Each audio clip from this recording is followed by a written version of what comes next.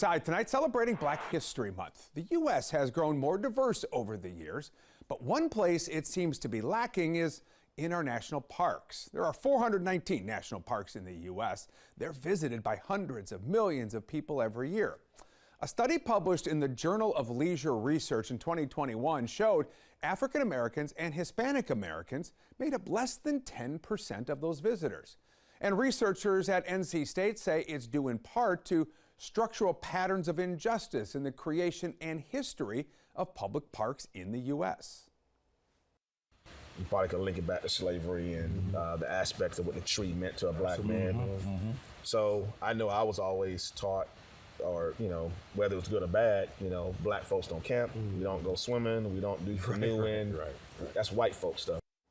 Well, here's why this trend could become a problem for the future of our parks. The U.S. Census projects by 2044, more than half of all Americans will belong to a minority group. If minority park visiting habits continue down the same path, that demographic shift will impact park attendance and finances.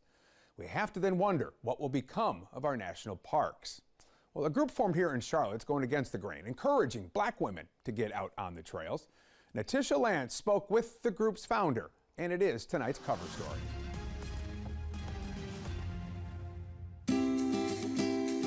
Taking a quick scroll through Instagram, you'll find #BlackGirlsHike has more than 43,000 posts.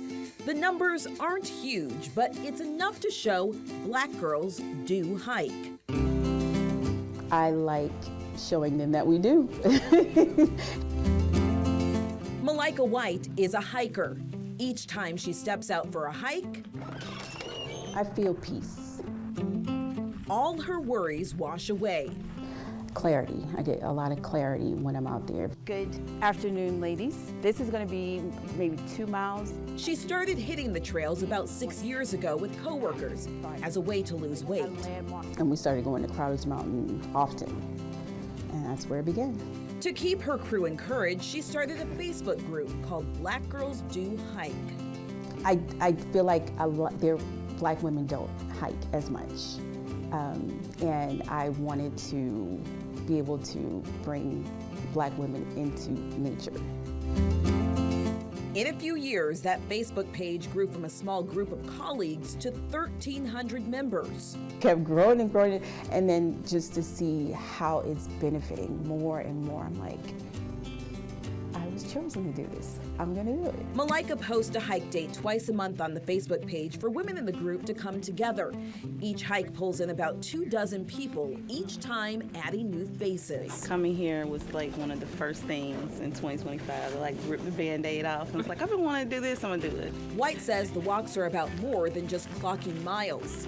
I had a lot of personal things that happened in my life. And then It's a time for the women to build community by connecting and supporting one another. I'm very passionate about it. I love hearing the stories, hearing the women speak, hearing how this group is helping them. White hopes to inspire more black women to get out into nature by expanding the Black Girls Do Hike group beyond Charlotte. There's nothing exclusive about hiking. I mean, nature is out there for everyone to take advantage of.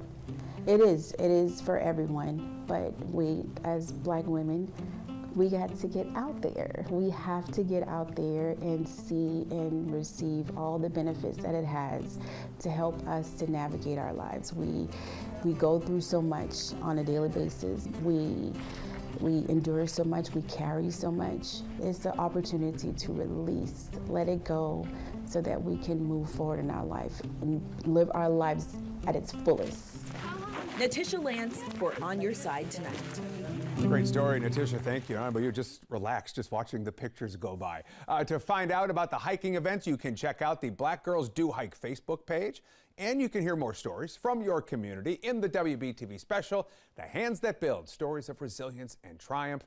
It airs tomorrow, February 13th, right here at 7 o'clock. Do not miss it.